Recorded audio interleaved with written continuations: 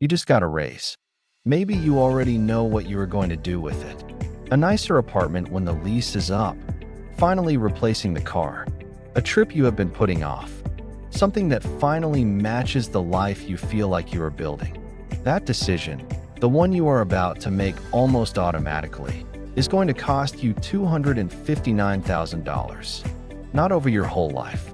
Over the next 10 years. From a raise you are probably getting right now. I am going to show you the exact math. And by the end of this video, you are never going to look at a pay increase the same way again. There are exactly two things a person can do when their income goes up. They can expand their lifestyle to match it, or they can keep their lifestyle where it is and redirect the difference. That is it. That is the entire fork in the road. And almost everyone, not because they are irresponsible, not because they are bad with money, but because it is completely natural and feels completely reasonable, takes the first path without even registering it as a choice. Let me put two real people on this fork so you can see exactly what it costs. Ethan and Daniel, both 28. Same company, same city, same salary, $62,000 a year. Both just got a 6% raise. And in the next 10 seconds, both of them are going to make the most expensive decision of their financial lives without realizing they are making a decision at all. Ethan opens a new browser tab and starts looking at apartments. Daniel opens his banking app, adjusts his automated investment transfer upward by the exact amount of his monthly raise, and goes to make coffee. Same raise, 90 seconds apart, $259,000 of difference. This is not about one being smarter or more disciplined. It is about which question each of them asked when the raise arrived. Ethan asked, "What can I afford now?" Daniel asked, "What will this become if I do not touch it?" Those two questions lead to completely different mathematical universes. Let me show you both of them. Both of them are going to receive raises every 2 to 3 years over the next decade, realistic for their industry and income level. I am going to assume an average 8% annual return on whatever gets invested, which is conservative and historically grounded. The only variable is what each of them does every single time a raise arrives. Year 1. Ethan earns $62,000. He spends $52,000, a solid Dallas lifestyle, decent apartment, normal social life. He invests $10,000 for the year. That is good. That is responsible. He feels good about it. Daniel earns $62,000. He lives on $44,000, the same life he was already living, no upgrade. He invests $18,000. The gap in year 1 is $8,000. Meaningful, but not alarming. If you looked at these two men side by side, you would not see anything dramatic yet. Ethan has a nicer apartment. Daniel has a bigger account balance. Both of them look like they are doing the right things. Year 3. Both of them get a raise to $70,000. Here is where the behavior gap starts becoming a math gap. Ethan's spending climbs to $60,000. He is still investing $10,000 for the year, but his lifestyle has absorbed the raise before he even consciously decided to let it.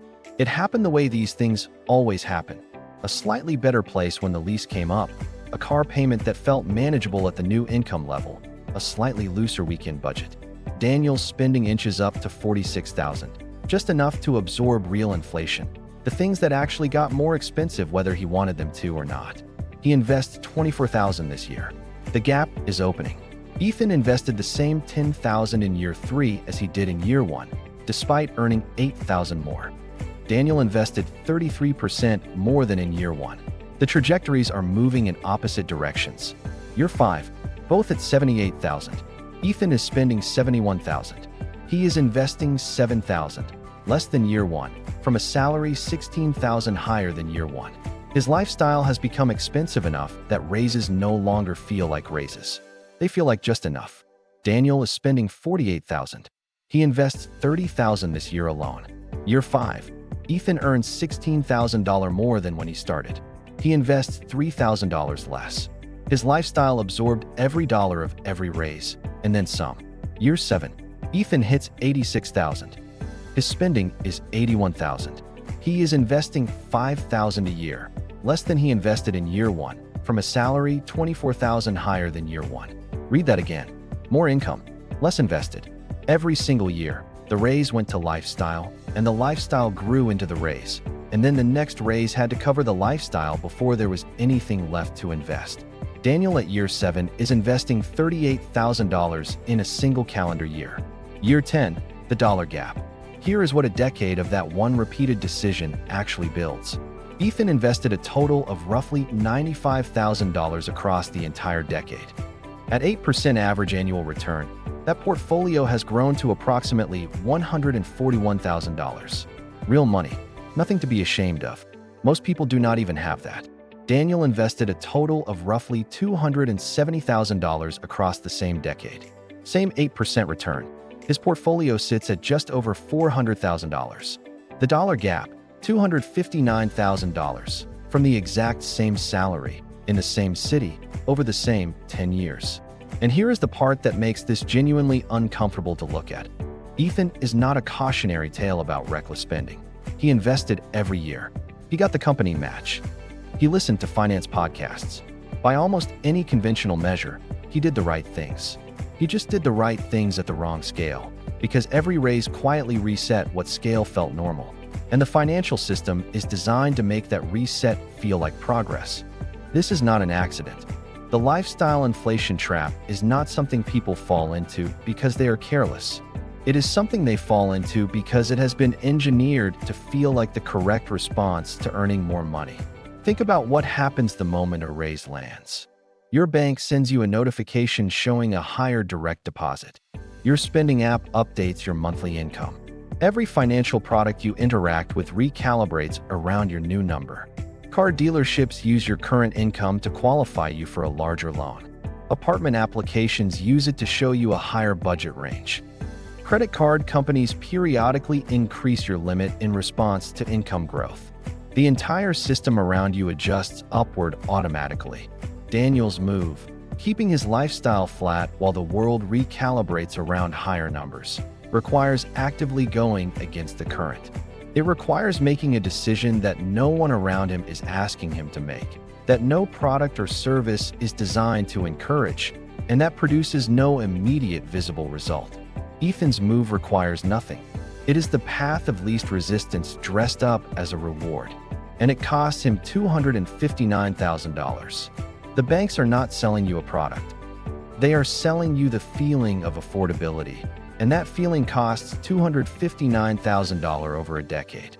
Daniel's fix is not complicated. It is not a spreadsheet system or a budgeting framework or a financial philosophy you need to study. It is one move, executed once per raise. The moment a raise is confirmed, before the first paycheck at the new rate arrives, before the lifestyle has any chance to recalibrate, he opens his banking app and increases his automated investment transfer by the full after-tax monthly increase. The money never hits his checking account at the new level. His lifestyle never learns the new number exists. As far as his daily life is concerned, the raise did not happen, but his investment account knows. And the compounding clock just moved forward. He does this every single time. 3% raise. Transfer goes up by the after-tax monthly equivalent of 3%.